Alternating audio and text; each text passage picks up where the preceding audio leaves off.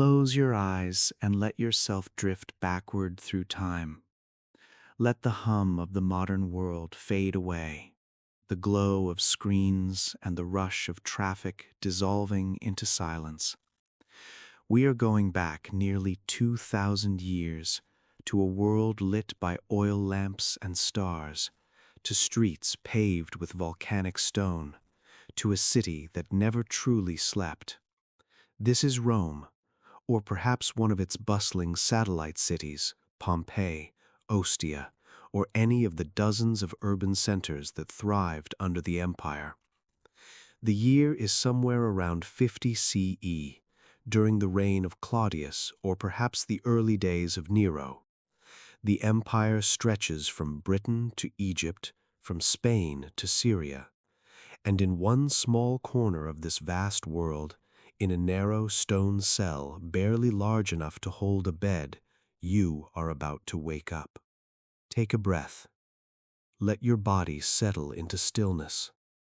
Tonight, we are going to walk gently through a single day in the life of a Roman woman who lived on the margins of society.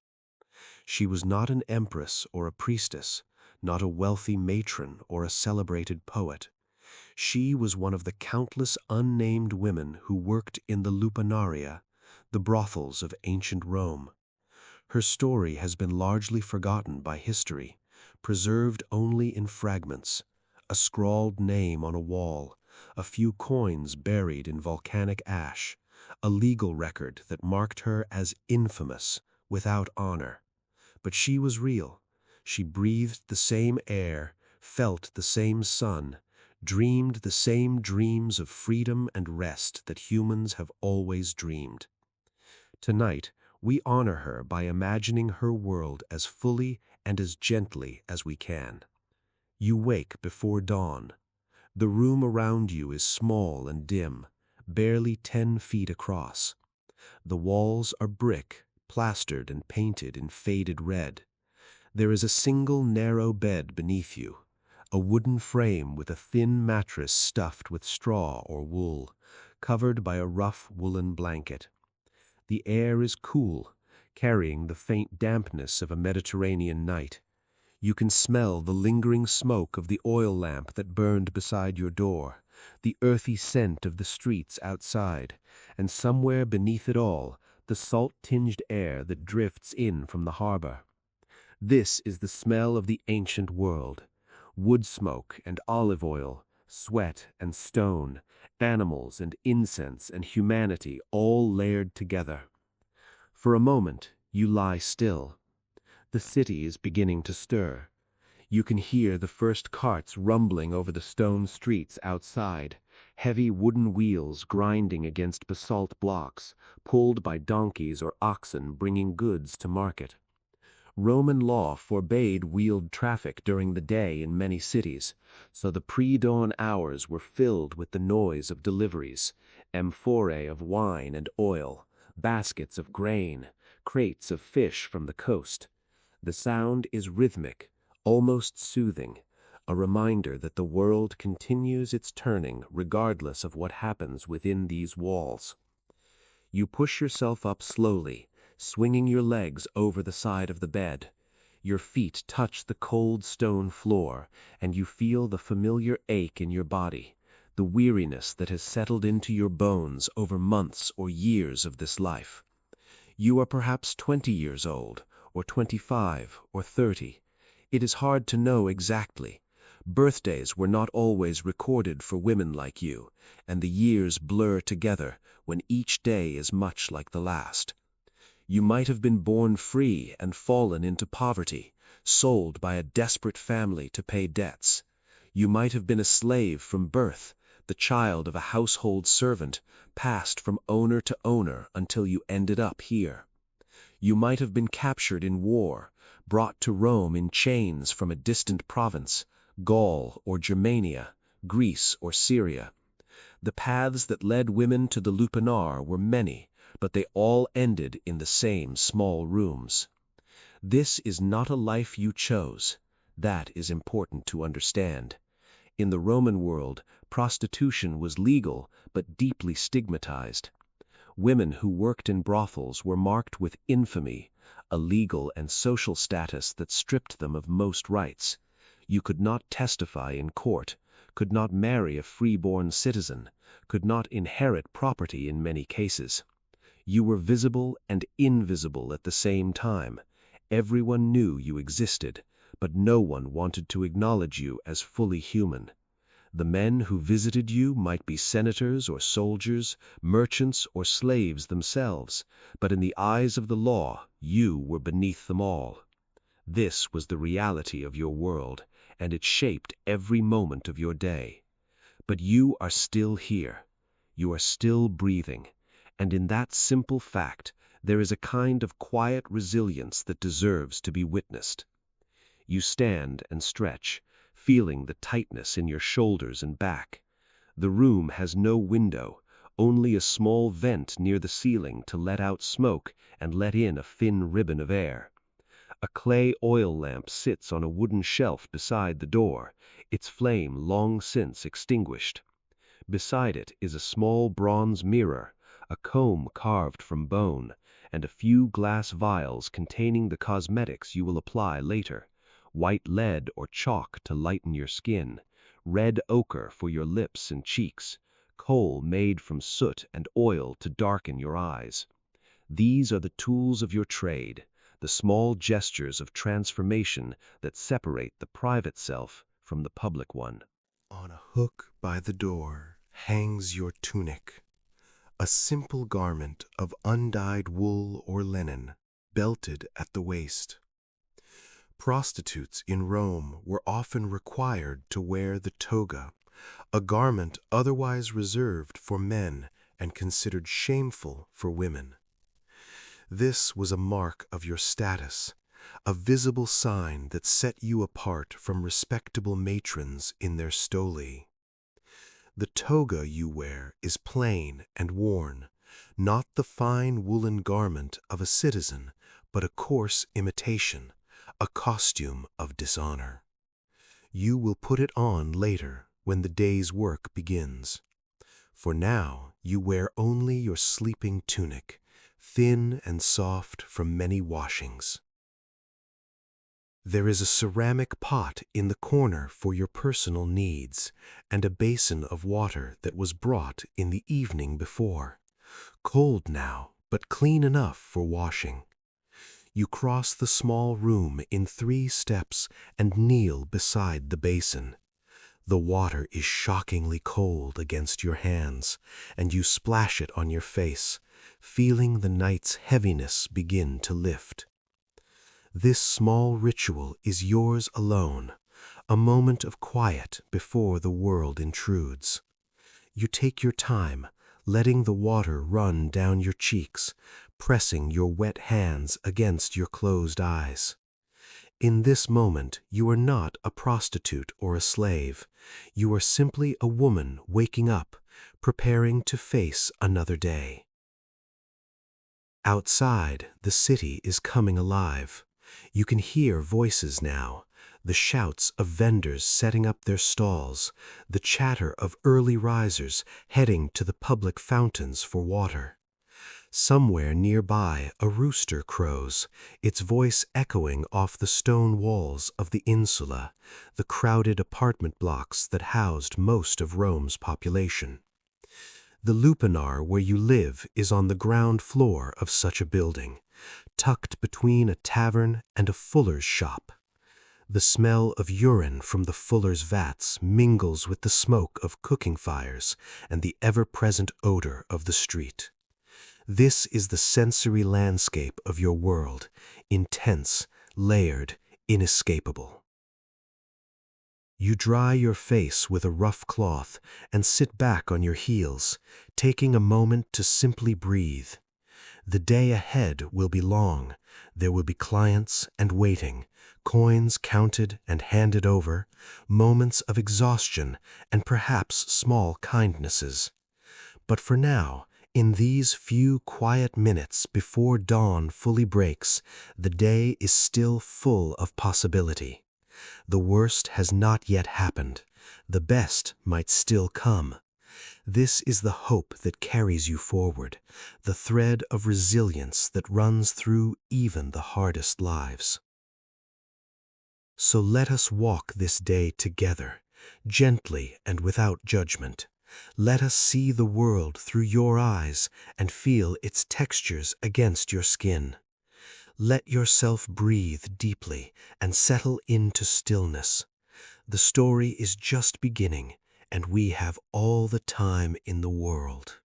As you sit in the quiet of your small room, waiting for the day to begin, your mind drifts backward to the life that came before this one. Perhaps you try not to think about it too often. There is a kind of mercy in forgetting, a gentleness in letting the past fade into shadow. But the memories are there, woven into your body and your bones, shaping the person you have become. To understand your present, we must understand the world that made you. So let us look together, softly and without flinching, at the structures and circumstances that brought so many women to places like this. Rome was a society built on hierarchy. At the very top were the emperors and senators, the wealthy patricians whose names filled the histories.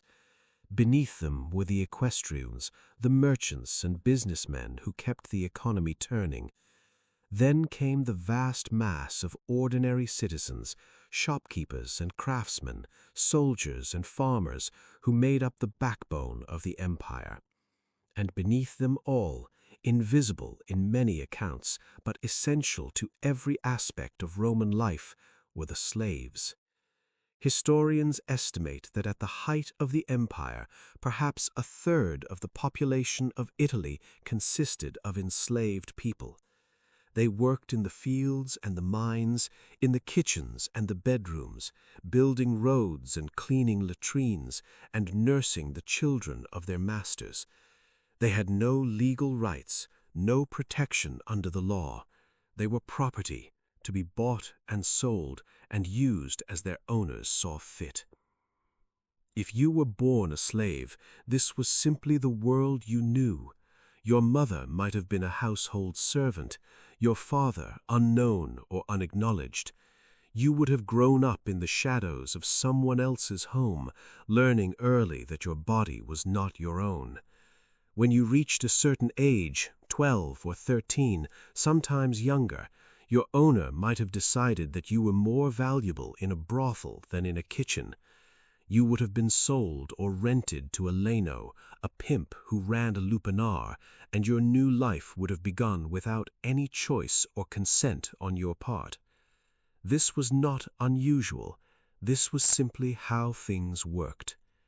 But slavery was not the only path to the lupanar. Free women, too, could find themselves here, driven by poverty or circumstance. The Roman world had no social safety net as we might understand it today. There were no government programs to help the poor, no shelters for women fleeing violence, no reliable way for a woman without family or resources to support herself. If your father died and left debts, you might be sold to pay them. If your husband abandoned you, you might find yourself on the street with no skills and no money. If you were a widow without sons, you might lose everything: your home, your status, your place in society. For women in these situations, the options were brutally limited. You could beg, you could steal, you could starve, or you could sell the only thing you had left. Some women came to prostitution through deception or force. There are records of girls being kidnapped from their families, of women being tricked by promises of legitimate work, of slaves being sold into brothels by cruel or desperate owners. The trade in human bodies was brisk and largely unregulated. A man could walk into a market and buy a woman the same way he might buy a horse or a vase, and no one would ask too many questions about her origins. The law offered some protections in theory. Free-born citizens could not legally be enslaved without cause, But in practice, these protections meant little for those without money or connections. If no one came looking for you, if no one cared enough to ask where you had gone, you could disappear into the Lupanar and never be heard from again. Once you were here, the law itself worked to keep you trapped. Prostitutes were marked with infamia, a legal status that carried profound consequences. Infamia meant you were officially without honor. You could not vote or hold office, though as a woman you were already excluded from most political participation. More importantly, you could not testify in court, which meant you had no legal recourse if you were cheated or abused. You could not marry a free-born citizen, which closed off one of the few paths to social mobility available to women. Infamia was not just a stigma, it was a cage designed to keep you in your place. The Romans had a complex and often contradictory attitude toward prostitution. On one hand, it was legal, tolerated, even seen as necessary. Roman moralists sometimes argued that brothels protected respectable women by giving men an outlet for desires that might otherwise lead them to adultery or assault. Prostitutes were required to register with the aediles, the officials who oversaw public order, and they paid taxes like any other business.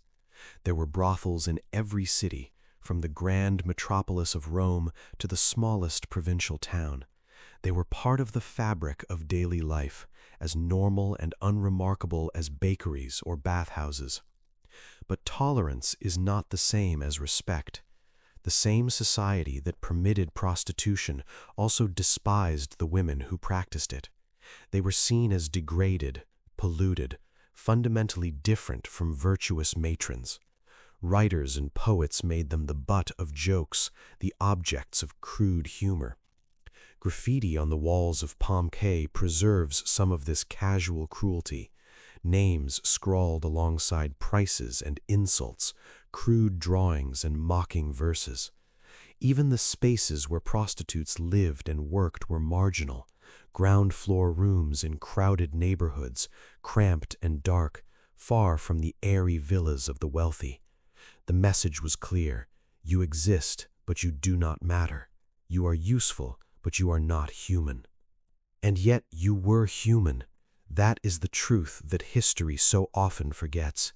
Behind every name scratched on a brothel wall, behind every entry in a tax register, behind every legal reference to infamia and disgrace, there was a living, breathing woman with thoughts and feelings, hopes and fears. You might have remembered a mother's face, a sister's laugh, the smell of bread baking in a kitchen you would never see again. You might have dreamed of freedom, of saving enough coins to buy yourself back from the Lano, of walking out of this place and starting a new life somewhere far away. You might have prayed to the gods, Venus for love, Fortune for luck, the Lares for protection, hoping that someone, somewhere, was listening. Some women did escape. There are records of prostitutes who saved enough money to buy their freedom, who formed relationships with clients who eventually manumitted them, who somehow clawed their way out of the darkness and into a different kind of life. A freedwoman named Alia Potestas has left us a remarkable tombstone inscription, commissioned by a man who clearly loved her deeply, praising her beauty and wit and devotion. She may have begun her life as a slave or a prostitute. The name Potestas, meaning power, was sometimes given to women in the sex trade, but she died as someone's beloved, mourned and remembered. These stories are rare, but they are real. They remind us that even in the most oppressive systems, human beings find ways to survive and sometimes to transcend. But most did not escape. Most lived and died in obscurity, their names unrecorded, their stories untold. They were the nameless many, the women who kept the machinery of Roman pleasure running without ever being acknowledged as fully real. When Vesuvius buried Pompeii in 79 CE, it preserved the Lupanaria along with the temples and forums, the small rooms, the stone beds, the painted signs, the graffiti. Archaeologists have walked through these spaces, touched the same walls that you might have touched, and tried to imagine the lives that were lived there. But imagination can only take us so far. The rest is silence. So as you sit in your small room, preparing for another day, carry this knowledge with you gently. You are not here because of some failure or flaw in yourself.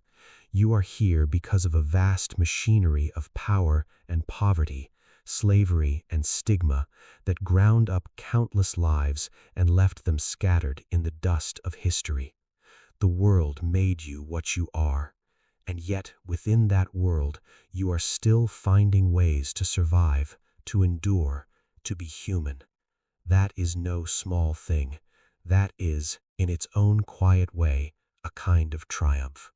The light is beginning to change. Through the small vent near the ceiling, you can see the darkness softening, shifting from black to the deep blue that comes just before sunrise. The sounds of the city are growing louder now. More carts, more voices, the bark of a dog somewhere in the distance. Soon the streets will be fully awake and your day will truly begin. But for now, in this liminal hour between night and morning, you have a few moments that belong to you alone. These are the rituals of morning, the small acts of care and preparation that ground you in your body and give structure to the hours ahead. You return to the basin of water, which has grown even colder in the early morning air. The chill is bracing, almost painful, but it sharpens your senses and clears the fog of sleep from your mind. You cup your hands and bring the water to your face again, letting it run down your neck and chest. There is no warm bath water here, no heated pools like the ones in the public thermae. Those pleasures are for later, if you have time and a few coins to spare. For now, this cold water is enough. It reminds you that you are alive, that your body is still your own to wash and tend, even if it is not fully your own in other ways. You take a small cloth and wet it, then begin to wash yourself more thoroughly, your arms and legs, your feet and hands, the places where sweat and dust accumulate. Roman society placed great value on cleanliness, and even those at the bottom of the social order tried to maintain some standard of hygiene. The public bathhouses were open to almost everyone, including slaves and prostitutes, though you might be restricted to certain hours or certain areas. Still, the baths were one of the few places where social boundaries blurred, where a slave might swim in the same pool as a merchant, where a prostitute might overhear the gossip of senators' wives.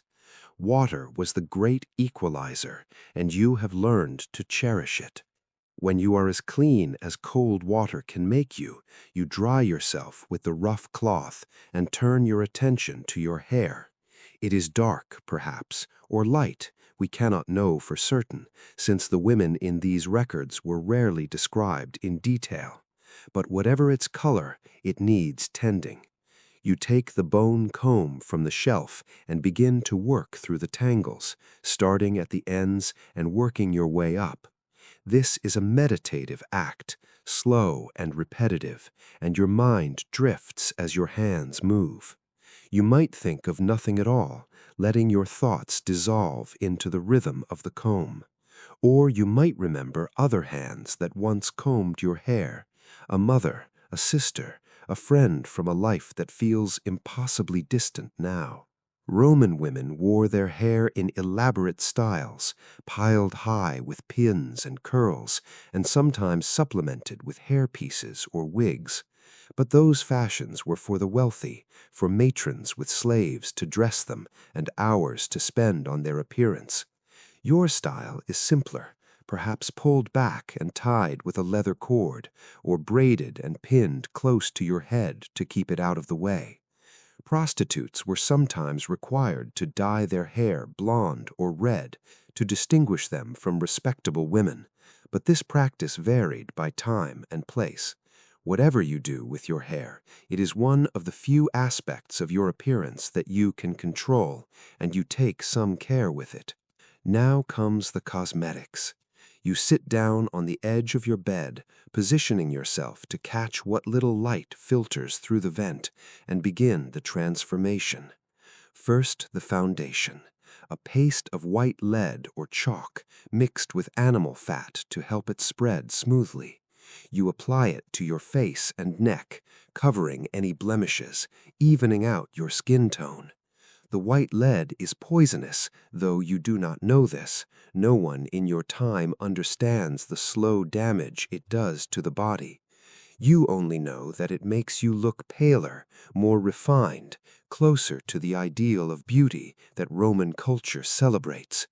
Rich women use it too, in even greater quantities, and many of them suffer the same consequences: headaches, fatigue, the gradual deterioration of their health. But beauty has always demanded sacrifices. Next, the color. You open a small clay pot of red ochre, a pigment made from iron-rich earth, and dab it onto your cheeks and lips. The effect is subtle, a hint of warmth and life against the pale foundation. You blend it carefully with your fingers, building up the color until it looks natural, like a flush of health rather than an obvious artifice. Another pot contains kohl, a dark powder made from soot and galena, mixed with oil to form a thick paste. You apply this to your eyes, lining the lids and darkening the lashes, making your gaze more striking and defined. These are the colors of your trade, the signals that mark you as available, as visible, as part of the economy of desire that runs through the city. The whole process takes time, and you do not rush it. There is something almost sacred about these rituals, a way of claiming your body even as you prepare to offer it to others. Each stroke of the comb, each application of pigment, is a small act of agency. You are not simply being acted upon. You are shaping yourself, creating the version of yourself that will face the world. This distinction matters, even if it is invisible to everyone but you. When the cosmetics are finished, you turn to your clothing. The toga hangs by the door, waiting to be worn, but you are not ready for it yet. Instead, you pull on a simple undertunic, a sleeveless garment that falls to your knees. Over this, you might add a band of cloth to support your chest, and perhaps a light shawl if the morning is cool. These are your private clothes, the ones you wear in the quiet moments before and after work. The toga is a costume, a uniform of sorts, and you will put it on when it is time to be seen. Now you are hungry. The body's needs do not wait for social niceties, and you have not eaten since last night's small meal. On the shelf beside your cosmetics is a piece of bread, left over from yesterday, wrapped in the cloth to keep it from going too stale. You unwrap it and tear off a piece, chewing slowly. The bread is coarse and dense, made from whole grains rather than the fine white flour reserved for the wealthy. But it is filling, and the act of eating grounds you in your body, reminds you that you are more than just a face and a figure. You are a creature of flesh and blood, with appetites and needs that must be satisfied. Beside the bread is a small dish of olives, preserved in brine, and a piece of hard cheese. You add these to your breakfast, savoring the sharp saltiness of the olives and the rich, fatty flavor of the cheese. This is simple food, peasant food, but it is nourishing and sustaining. The Romans ate well, even the poor, better perhaps than many people in the centuries that followed. The Mediterranean diet of grains, vegetables, olive oil, and wine provided most of what the body needed, and even those at the bottom of society usually had enough to survive, if not to thrive. As you eat, you listen to the sounds of the building around you. The Lupanar is beginning to wake. You can hear footsteps in the corridor outside, the murmur of voices, the creak of doors opening and closing. The other women who live here are going through their own morning rituals, washing and dressing and preparing for the day ahead. You do not know all of them well. Some have been here for years, others arrived only recently. But you share a kind of unspoken bond. You understand each other's lives in a way that no one outside these walls ever could. Sometimes that understanding becomes friendship or something like it. Sometimes it remains simply coexistence, each woman wrapped in her own survival. You finish your bread and olives, brush the crumbs from your tunic, and take a deep breath. The morning is advancing, and soon the Lino will be making rounds, checking that everyone is ready, reminding you of the day's expectations. But for now, in this last quiet moment, you allow yourself to simply sit. The light through the vent is golden now, the first rays of the sun slanting through the dusty air. Another day has begun, and you are still here to meet it. Let yourself breathe with this stillness. Feel the weight of your body settling, the gentle rhythm of your heart. In the ancient world and in our own, mornings are a threshold, a place of possibility before the day's demands take hold. Honor this moment. It belongs to you. You have finished your morning rituals, and now it is time to step outside your small room and into the larger world of the Lupanar. This is the space you share with others, the common ground where your private life intersects with the business that sustains you. Let us walk through it together, slowly and gently, observing the details that made up your daily environment. These walls have stood for nearly 2,000 years in some places, preserved by volcanic ash or simply by the durability of Roman construction. They can still tell us something about the lives that were lived within them. The Lupanar where you live is not a grand establishment. There are no marble columns here, no frescoed ceilings depicting gods and heroes.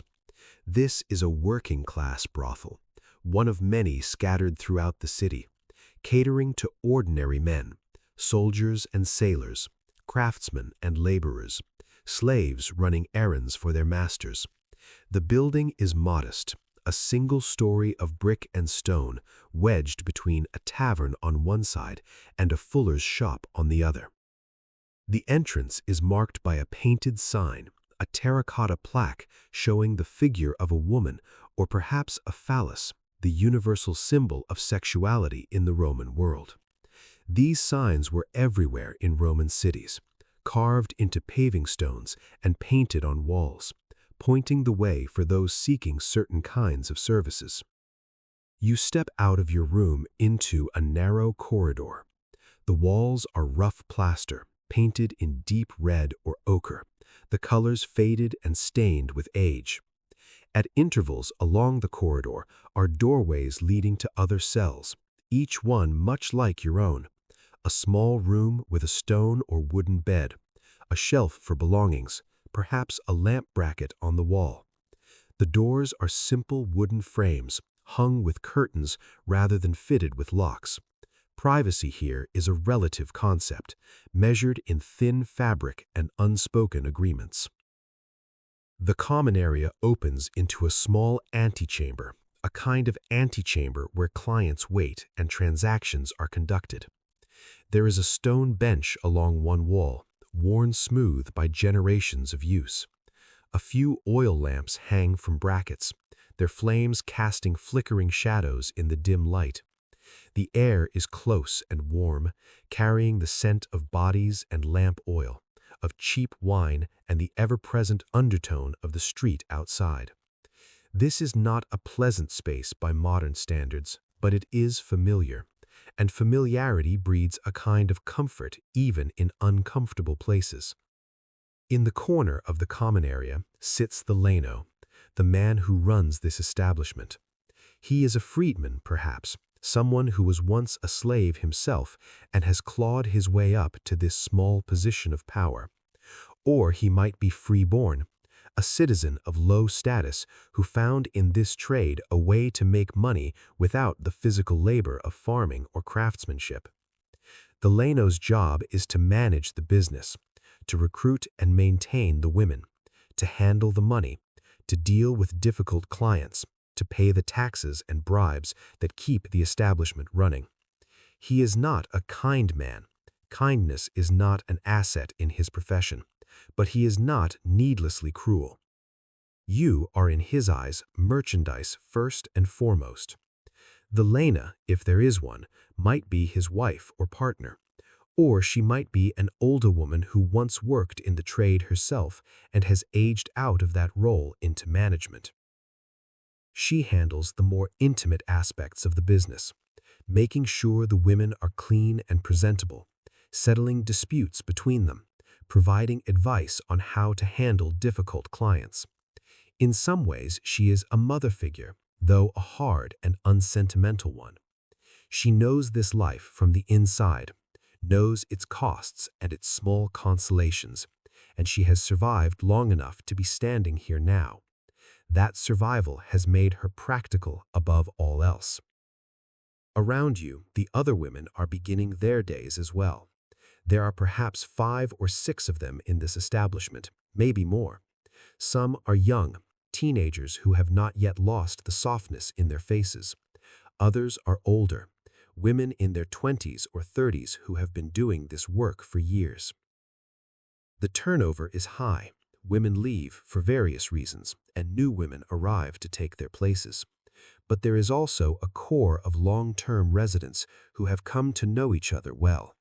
You might have a friend among them, someone you trust enough to share a meal with, to complain to about a difficult client, to sit with in silence when words are too heavy.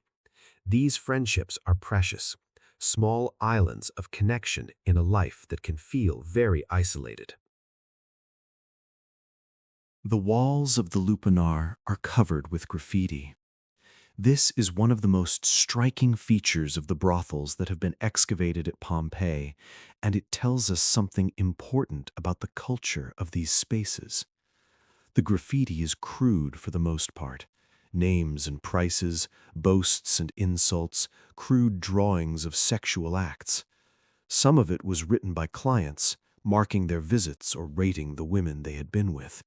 Some of it was written by the women themselves, leaving traces of their existence on the walls that confined them.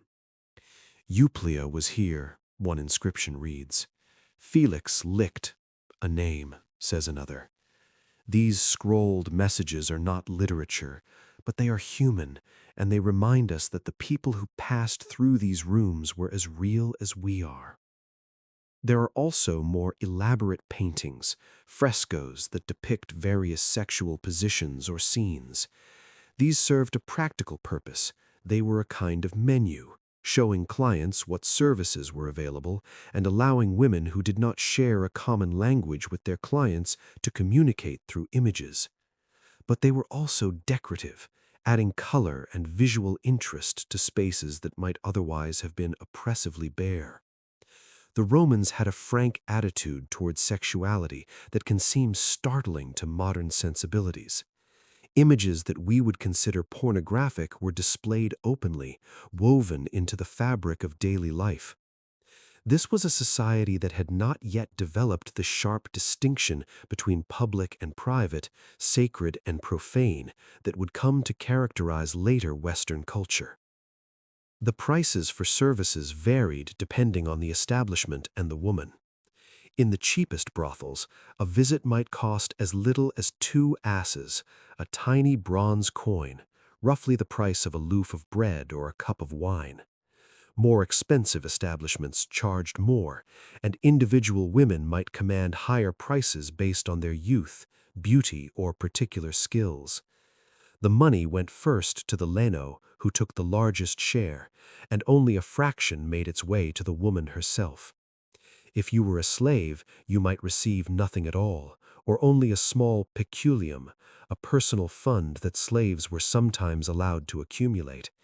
If you were free, working under contract or debt, you might keep more, but the economics were always stacked against you.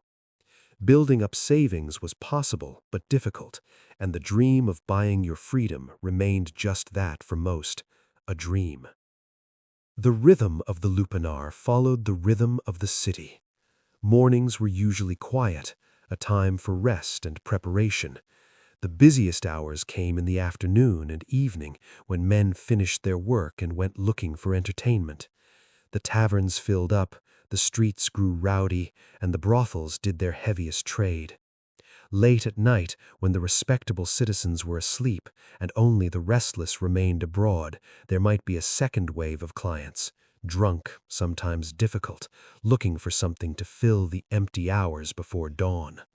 This was the pattern of your life, day after day, shaped by forces far beyond your control.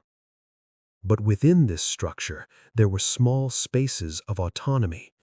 You could choose how to arrange your room, what cosmetics to wear, how to style your hair. You could develop regular clients who treated you with some measure of respect, and you could avoid, when possible, those who did not. You could form friendships, share meals, exchange gossip and comfort. You could pray to the gods and hope that they were listening. These small choices and connections were the texture of your daily life, the means by which you remained human in a system designed to reduce you to a commodity. So, take a breath and let yourself feel this space, the narrow corridor, the flickering lamps, the painted walls with their faded frescoes and scrawled names. This is the Lupanar, your home and your workplace, your prison and your community. It is not a place you would have chosen, but it is the place where you have learned to survive. And survival in this world, as in our own, is no small achievement. Midday in Pompeii. The streets, the baths, and brief freedom. The morning has passed, and the sun is climbing toward its highest point. The heat is building now, a thick Mediterranean warmth that settles over the city like a blanket. Inside the Lupanar, the air grows stuffy, and the walls seem to press closer. But today, you have a rare opportunity, a few hours of relative freedom before the afternoon's work begins. Perhaps the Leno has sent you on an errand to fetch water or pick up supplies. Perhaps he simply allows the women a midday break, knowing that they work better when they are not utterly exhausted. Whatever the reason, you are about to step outside, into the streets of the city, and for a little while you will be something other than what you are inside these walls. You wrap yourself in a light shawl and step through the entrance of the Lupanar, pushing aside the heavy curtain that separates your world from the world outside. The light is blinding after the dimness of the interior, and you blink, raising a hand to shade your eyes. Before you lies the street, a narrow canyon of stone and brick, crowded with people and noise and life. This is the Roman city in all its chaotic glory, and despite everything, it still has the power to take your breath away. The street is paved with large blocks of basalt, the dark volcanic stone that underlies this region. Over centuries of use, the stones have been worn smooth by countless feet and wheels, polished to a dull shine. Deep grooves mark the passage of carts, channels cut into the rock by the iron-rimmed wheels that carry goods through the city. Raised stepping stones span the street at intervals, allowing pedestrians to cross without wading through the muck that accumulates between rains, a mixture of mud, animal waste, and kitchen slops thrown from upper windows. You pick your way across carefully, lifting the hem of your tunic to keep it clean. The buildings rise on either side of you, 2 and 3 stories high, their facades a patchwork of brick and plaster. Ground floors are occupied by shops and workshops, their fronts open to the street, displaying their wares to passers-by.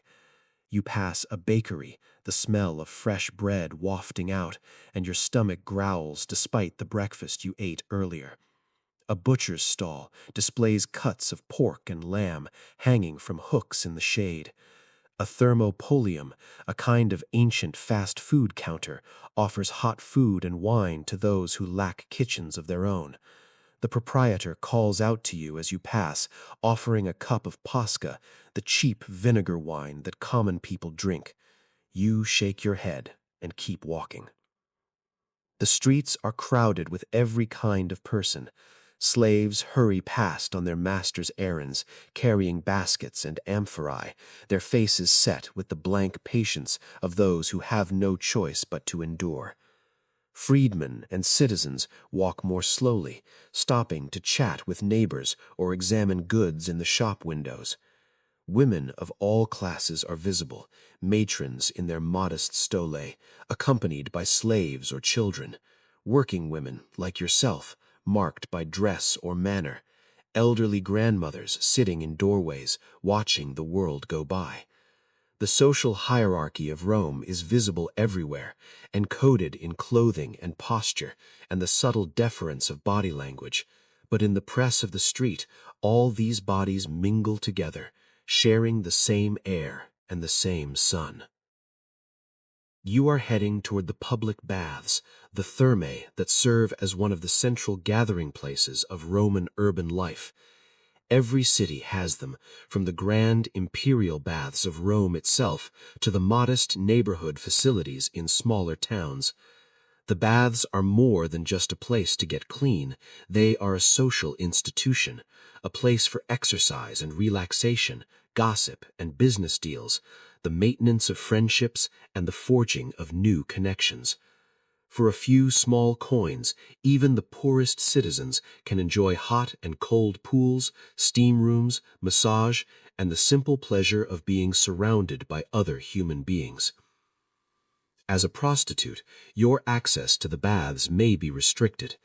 Some establishments set aside certain hours for women of your profession, keeping you separate from respectable matrons who do not wish to share the water with those they consider polluted. Other baths are less particular, especially the cheaper ones in working-class neighborhoods. Today you are going to a modest facility near the edge of the city, where the rules are relaxed and the clientele is not inclined to judge. You have a few coins in a pouch at your belt, money you have managed to save, perhaps, or an allowance from the Leno for expenses. It is enough for admission and perhaps a small treat afterward. You reach the baths and pass through the entrance, handing your coins to the attendant at the door. Inside, the air is warm and humid, scented with olive oil and the faint sulfurous smell of the hypocaust, the underfloor heating system that keeps the water hot. You make your way to the apoditorium, the changing room, and find a niche to store your clothes. There are attendants here who will watch your belongings for a small tip, protecting them from the thieves who sometimes prowl the bathhouses looking for unattended valuables. You undress quickly, wrapping yourself in a linen cloth, and proceed to the bathing rooms. The first stop is the tepidarium, the warm room, where you let your body adjust to the heat.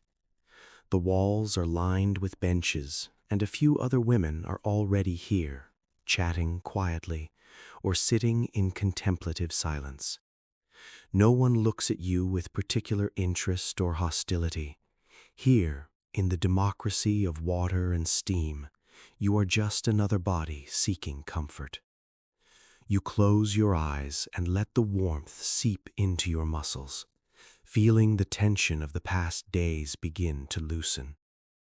From the tepidarium, you move to the caldarium, the hot room. The air here is almost unbearably warm, thick with steam rising from the heated pool. You lower yourself into the water slowly, gasping at the heat, then sighing as your body adjusts. The pool is not large, perhaps a dozen people could fit comfortably, But today it is nearly empty, and you have space to stretch out, to float, to simply be. This is luxury, true luxury, the kind that money cannot always buy. For these few minutes, you are not a prostitute or a slave or an object of use. You are a human being, suspended in warm water, utterly at peace. After the caldarium comes the frigidarium, the cold room, with its bracing pool of unheated water. The shock of the cold after the heat is intense, almost painful, but it leaves you feeling alive and tingling, your skin flushed and your senses sharpened. Some bathers skip this step, but you have come to love it. The clarity it brings, the way it seems to wash away not just dirt, but weariness and sorrow. You emerge from the cold pool shivering and gasping, reaching for your linen cloth, and the attendant offers you a scraper, a curved metal tool called a strigil, to remove the oil and dead skin from your body. You scrape yourself clean, feeling renewed. The whole process takes perhaps an hour, maybe longer. When you are finished, you dress again and step back out into the street, where the sun has passed its peak and is beginning its slow descent toward evening. The shadows are lengthening, and the character of the city is shifting. The morning's business is winding down, and the afternoon's pleasures are beginning. You should return to the Lupanar soon, but you allow yourself a few more minutes of freedom, walking slowly through the streets, savoring the feeling of clean skin and loose muscles. You pass a fountain, one of the many public water sources that serve the city's residents. A small crowd is gathered round it, women filling jugs and amphorae, children playing in the spray, an old man sitting on the edge and watching the water flow. You stop for a moment and cup your hands, drinking the cool, clear water that flows down from the aqueducts in the hills. This water has traveled miles to reach you, carried by the engineering genius of Rome, and you drink it gratefully, letting it wash away the last traces of the baths. The city moves around you, indifferent to your presence, but also, in its way, accepting of it. You are one small life among hundreds of thousands, a single thread in the vast tapestry of Roman civilization. And yet you are here, alive, feeling the sun on your face and the water on your lips. This moment belongs to you. Whatever comes next, whatever the evening brings, you have had this, a midday of freedom, a glimpse of the world beyond the walls, a reminder that you are more than what others have made you. Breathe deeply and carry this feeling with you. The story continues, but this moment of peace is yours to keep. The afternoon light slants through the narrow streets as you make your way back to the Lupanar.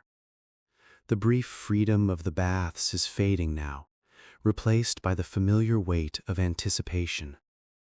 The busiest hours of your work lie ahead, and your body knows it even before your mind fully acknowledges it. There is a tension that builds in the shoulders, a tightness in the chest, a particular kind of weariness that has nothing to do with physical exhaustion. This is the weight of waiting, of knowing what is coming and being unable to change it. Let us walk through these hours together, gently and without judgment, witnessing what can be witnessed and honoring what must remain private. You enter the Lupanar and find it already stirring with activity. The Lino is at his post in the common area, checking the accounts, counting the coins from the morning's sparse trade. The other women are in various states of preparation, some still dressing, others already seated on the benches, waiting for the first clients of the afternoon. There is a particular atmosphere in a brothel before the busy hours, a mixture of tension and resignation, boredom and anxiety. You find your place and settle in, adjusting your toga, checking your cosmetics in the small bronze mirror you carry with you. The clients begin to arrive as the afternoon wears on. They come in all varieties, young and old, rich and poor, kind and cruel.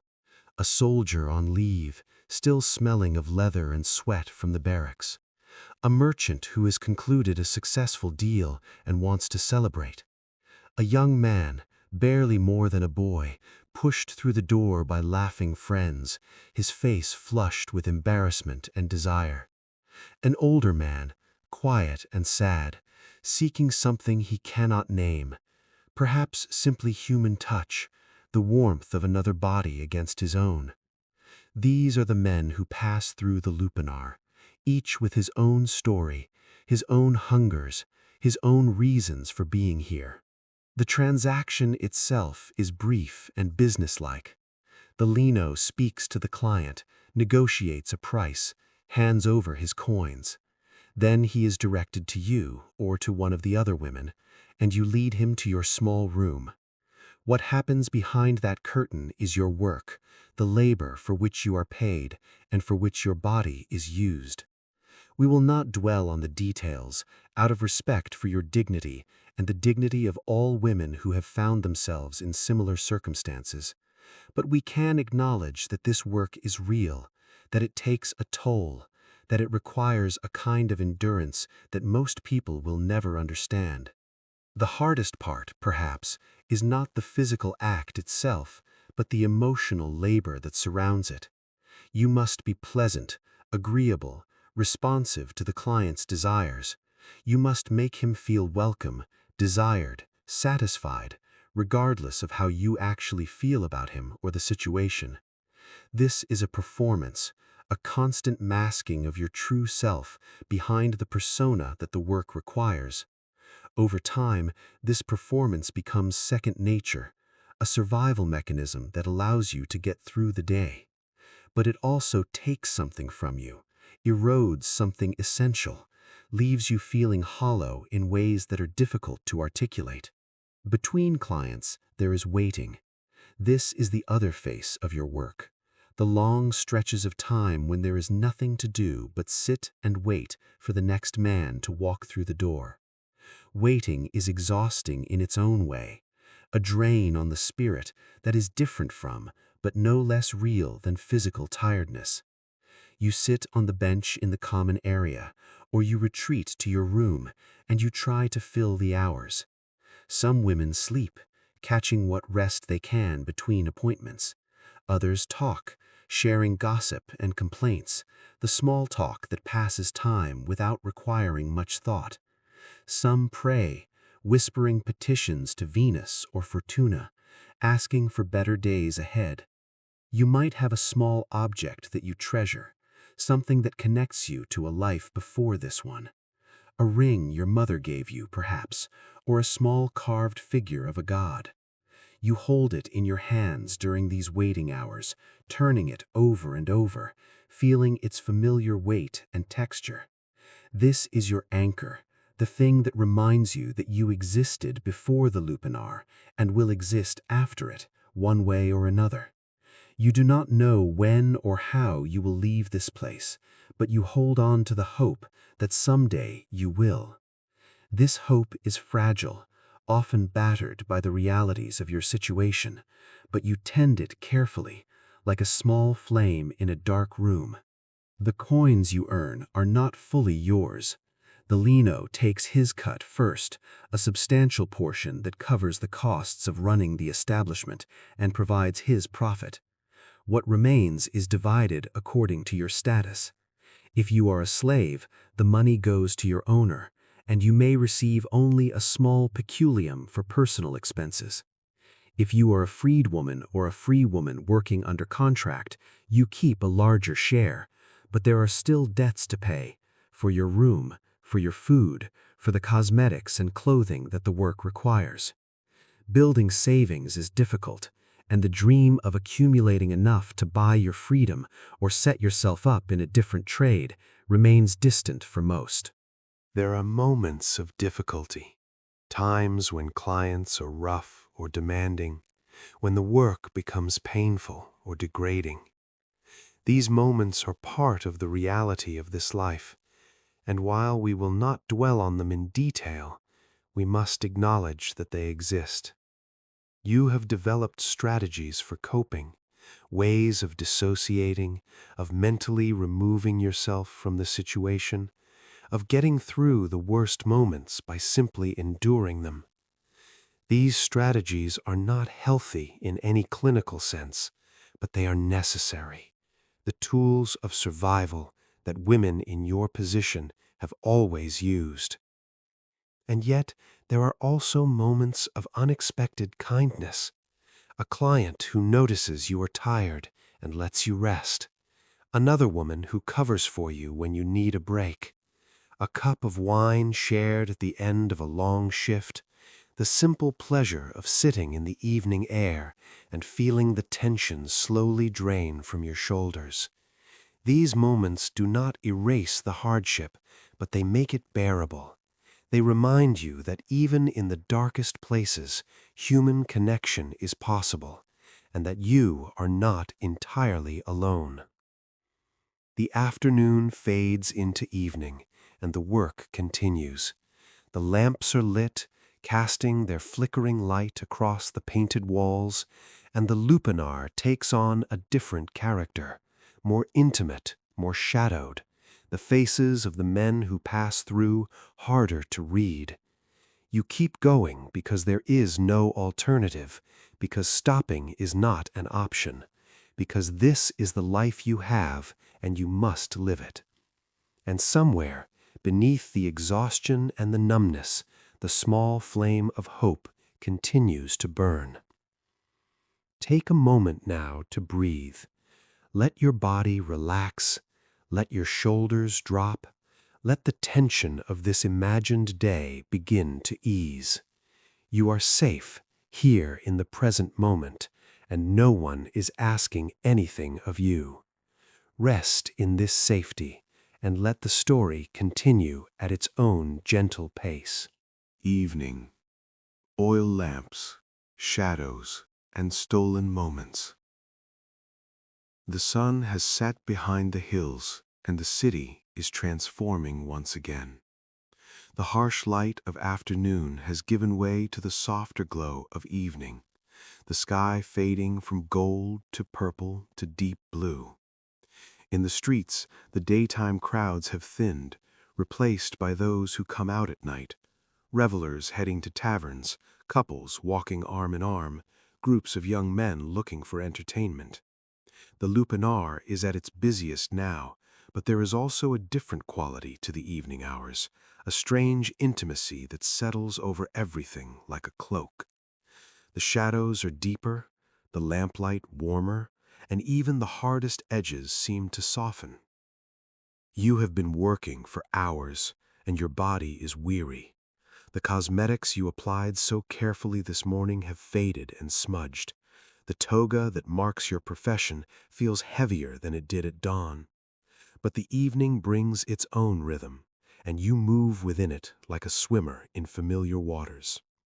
The clients who come now are different from the afternoon crowd, more relaxed, perhaps more drunk, sometimes more demanding, but also sometimes more generous. The night has a way of loosening inhibitions, and you navigate this loosening as best you can. The lino has lit the lamps throughout the Lupanar, filling the space with flickering golden light. Oil lamps were the primary source of illumination in the Roman world, and they cast a warm but wavering glow that could be both flattering and mysterious. The painted frescoes on the walls seem to move in this light, their figures shifting and dancing as the flames flicker. The graffiti, too, takes on a different character, the scratched names and crude drawings becoming almost beautiful in the soft shadows, marks of human presence in a space that might otherwise feel cold and impersonal. In the common area, a few of the other women are gathered during a lull in the work. Someone has produced a plate of figs, dark and sweet, purchased from a vendor in the street. You take one and eat it slowly, savoring the burst of sweetness on your tongue. Simple pleasures like this are precious, small oases of comfort in a difficult life. Another woman is humming a tune, something melancholy and beautiful, a song from her homeland perhaps, wherever that might be. You listen, letting the melody wash over you, feeling the knot of tension in your chest loosen just a little. These moments of connection between the women of the Lupanar are among the most meaningful parts of your existence here. You have learned each other's stories, at least the parts that each is willing to share. Drusilla came from Gaul, captured in a raid and sold into slavery before she was old enough to understand what was happening to her. Tertia was born in Rome but fell into prostitution after her father's death left the family destitute. Filimatio was a freedwoman who had bought her liberty from a previous owner but could find no other work. Each woman carries her own history, her own wounds, her own hopes. Together, you form a kind of family, imperfect and often fractious, but real. Religion offers another source of comfort. Roman prostitutes, like all Romans, lived in a world saturated with gods and rituals. In your small room, you might have a tiny shrine, a niche in the wall where you keep a statuette of Venus, the goddess of love, or Fortuna, the goddess of luck. You light a small lamp before this shrine each day, offering prayers for protection, for good clients, for enough money to survive, for the distant hope of freedom. The gods do not always answer, and you have learned not to expect too much from them. But the act of praying is itself a comfort, a way of feeling less alone in a vast and often cruel universe. Some women in the trade worshipped Isis, the Egyptian goddess whose cult had spread throughout the Roman world. Isis was known for her compassion, her maternal love, her willingness to hear the prayers of the humble and the suffering. Her temples welcomed all comers, including slaves and prostitutes, offering a rare space of acceptance in a society that so often rejected them. If you were a devotee of Isis, you might visit her temple on your rare days off, participating in the rituals and feeling, for a little while, part of a community that does not judge you for what you do. As the evening deepens, the character of the clients changes again. The respectable citizens have gone home to their families. Those who remain are the night people, the restless and the lonely, the drunk and the desperate. Some of these clients are more difficult to handle, their inhibitions lowered by wine, their demands more insistent. But others are simply sad, seeking warmth and connection in the only way they know how. You have learned to read men quickly, to assess in a few moments whether a client will be easy or hard, kind or cruel. This skill is essential to your survival, and you have honed it through years of experience. There is one client who comes regularly in the evenings, a man whose name you know and whose habits have become familiar. He is not young and not handsome, but he treats you with something like respect. He asks about your day, listens to your answers, stays longer than strictly necessary, talking about his own life, his work as a scribe, his aging mother, the disappointments that have marked his path. You do not know if this is love or even affection, and you do not allow yourself to believe that it is, but there is something in his eyes when he looks at you, a recognition of your humanity that feels like water in the desert. These moments sustain you, even as you know they cannot last. Late in the evening, between clients, you step outside for a breath of air. The street is quieter now, though not silent. There are still voices from the tavern next door, still the occasional footsteps of passers-by, still the distant bark of a dog somewhere in the city. You lean against the wall of the Lupanar and look up at the sky. The stars are visible here, far from the light pollution of the modern world, scattered across the darkness like scattered salt. The Romans saw pictures in these stars, stories of gods and heroes, and you know some of these stories too. For a moment, you are not a prostitute or a slave. You are simply a human being, looking up at the same stars that your ancestors looked at, and that your descendants, if you have any, will look at too. This thread of continuity stretches across time, connecting you to something larger than yourself. The moment passes, as all moments do, and you return inside. The work is not finished. There are still hours until the Lupanar closes for the night. But you carry the stars with you, a secret treasure that no one can take away. You have learned to find beauty in small things, to steal moments of peace wherever they can be found, to hold on to the parts of yourself that the work cannot touch. This is how you survive. This is how you remain human. The lamps are burning lower now, their flames smaller and steadier as the oil begins to run out. The evening is folding into night, and soon even the night people will go home to sleep. You feel the weariness in your bones, the deep exhaustion that comes from hours of physical and emotional labor. But there is also something else, something harder to name, a kind of quiet pride, perhaps, in having made it through another day. You are still here, you are still standing, and tomorrow you will do it again. Let yourself feel this stillness, this pause between the end of one day and the beginning of another. The world is quiet, the lamplight warm, and you are held in this moment like a leaf floating on a calm stream. Rest here for a while. The night is gentle, and you are safe.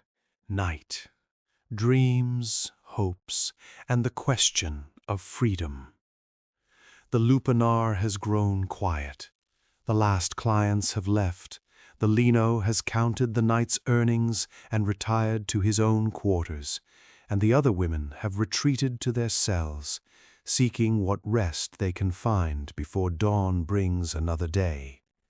You are alone in your small room, the door curtain drawn, a single oil lamp burning low on its shelf.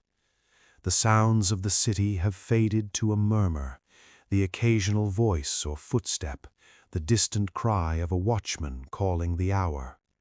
This is the deep of the night, the hours when the living world draws close to the world of dreams, and you lie on your narrow bed, looking up at the shadows on the ceiling and wondering what tomorrow might bring. Sleep does not come easily to those who do the work you do. The body is tired, yes, exhausted to its core, but the mind often refuses to rest. Thoughts circle and repeat, memories surface unbidden, anxieties about the future press in from all sides. You have learned techniques for quieting the mind, counting breaths, reciting prayers, focusing on the sensation of the mattress beneath you, but they do not always work.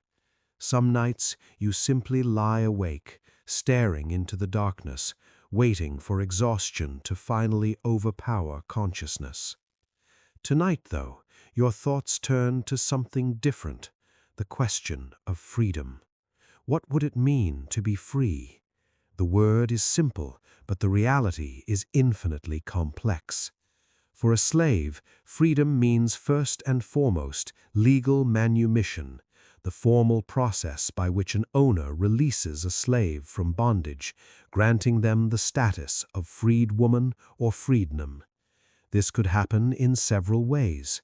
An owner might free a slave out of affection or gratitude, or as a reward for faithful service. A slave might save enough money in her peculium to buy her own freedom, negotiating the price with her owner. A slave might be freed in an owner's will, a final act of generosity or guilt.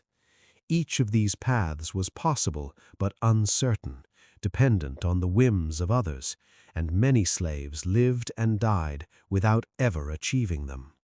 For you, the path to freedom might run through the lino. If you are a slave owned by the establishment, you would need to negotiate with him, to convince him to accept a sum of money in exchange for your liberty. The sum would be substantial, years of savings, perhaps everything you have managed to accumulate, and there is no guarantee that he would agree. A woman in her prime earning years is a valuable asset, and the lino might prefer to keep you working until your value has diminished. The mathematics of slavery are brutal, and they do not favor the enslaved. But even if you achieved legal freedom, what then? A freedwoman in Rome faced her own challenges. She would still carry the stigma of her past, the infamy that attached to her profession. She would have limited options for other work, domestic service perhaps, or small-scale trade, or continuing in the sex trade under slightly better conditions.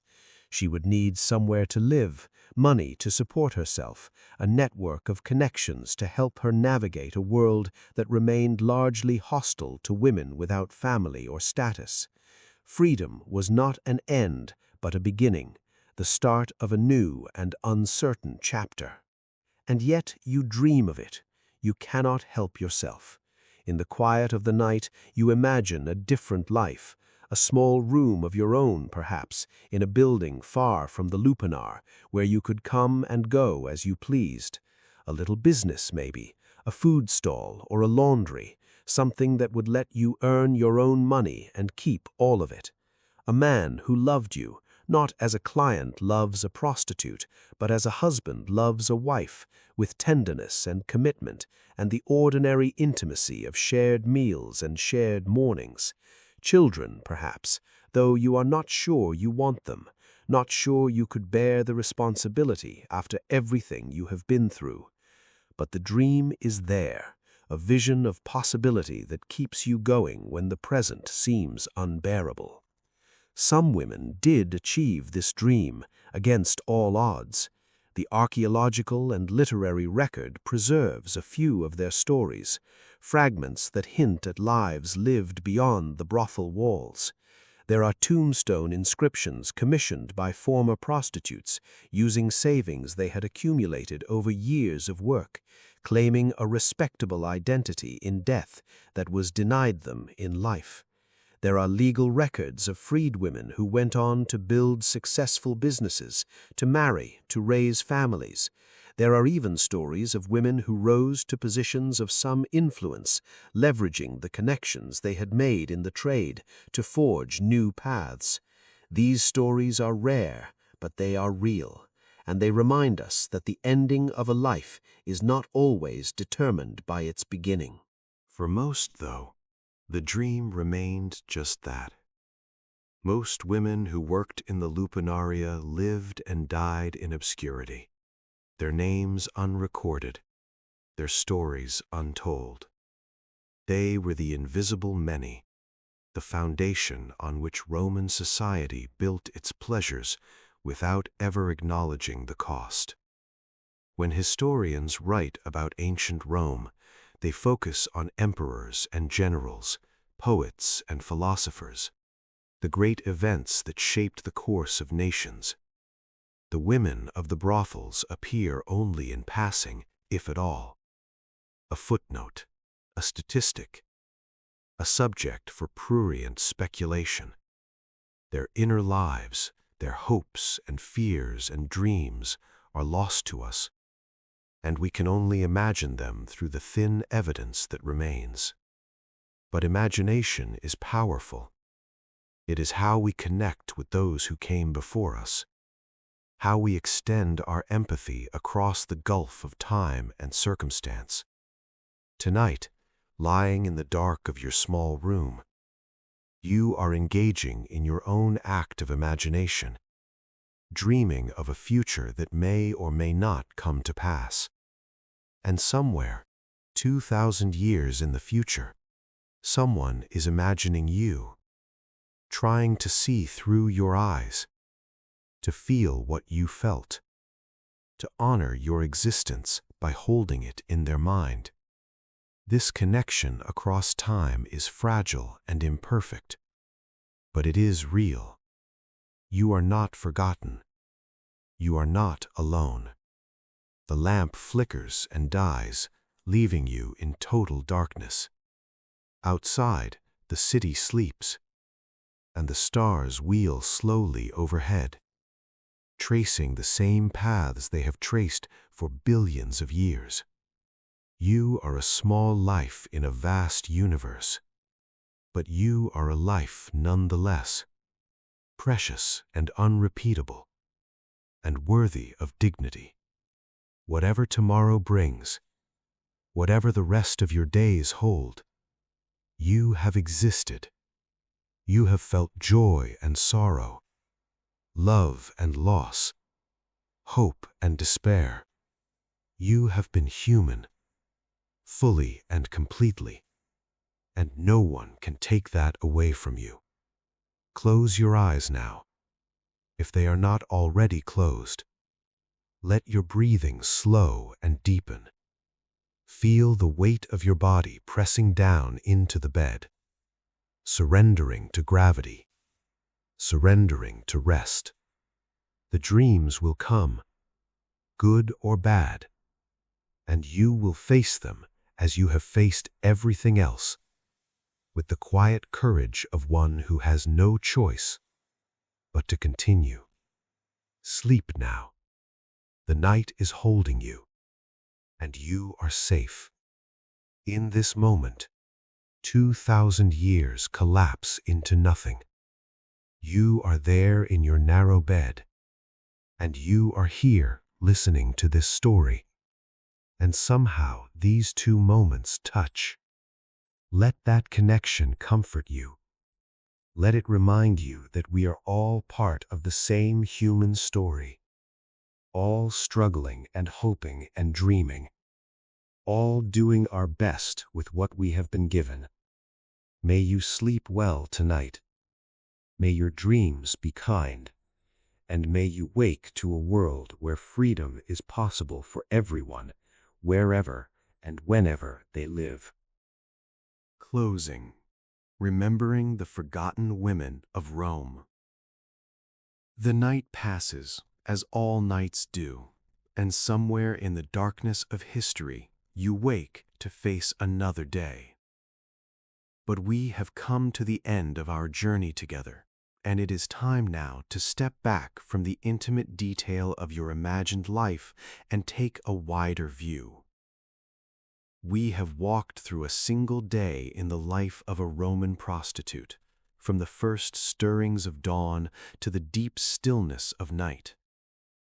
We have tried to see through her eyes, to feel with her hands, to understand something of what it meant to live in that time and that place and that circumstance. Now, as we prepare to return to our own world, let us take a moment to reflect on what this journey has taught us and what it means for how we understand history. The women who worked in the Lupanaria of ancient Rome were real. This is the most important thing to remember, the truth that underlies everything we have imagined together. They were not abstractions or symbols, not merely categories in a social hierarchy or data points in an economic analysis. They were living, breathing human beings with thoughts and feelings as complex and vivid as our own. They loved and were loved, hoped and despaired, laughed and wept, dreamed of better days, and struggled through worse ones. Their lives mattered, not because they changed the course of empires, but simply because they were lives, intrinsically valuable and deserving of respect. The evidence they left behind is fragmentary but haunting. In Pompeii, preserved by the ash of Vesuvius, we can walk through the very spaces where they lived and worked. The Lupanar on the Via del Lupanare is one of the best preserved brothels of the ancient world, its small rooms and painted frescoes offering a window into a world that might otherwise have vanished entirely. The graffiti on its walls preserves names: Euplia, Athenais, Myrtus, Drauka. These were real women, scratching their identities into stone as if to say, I was here, I existed, remember me. And we do remember, though the details of their lives remain forever beyond our reach. Beyond Pompeii, the evidence is sparser but still present. Legal records tell us about the status of prostitutes, the restrictions they faced, the taxes they paid. Medical texts discuss the diseases that afflicted them and the treatments, often ineffective, that were offered. Satirical poetry mocks them, treating their suffering as material for humor.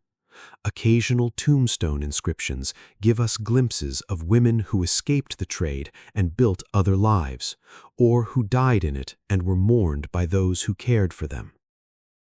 Taken together, these fragments allow us to reconstruct something of what their lives might have been like, as they remind us how much has been lost. History, as it is traditionally written, has little room for women like these. The grand narrative of Rome focuses on conquest and politics, on the rise and fall of emperors, on the clash of armies and the deliberations of the Senate.